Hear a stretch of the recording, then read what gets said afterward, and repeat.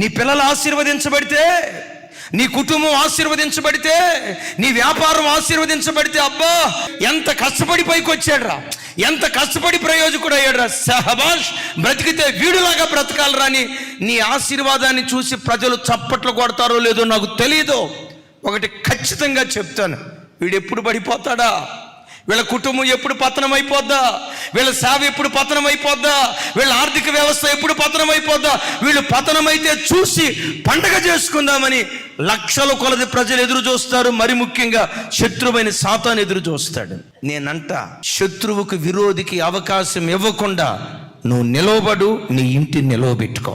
నిన్ను చూసి సాతాను వాడు సిగ్గుపడును గాక, నీ పిల్లలను చూసి వాడు సిగ్గుపడును గాక అంటాడు దావీదు.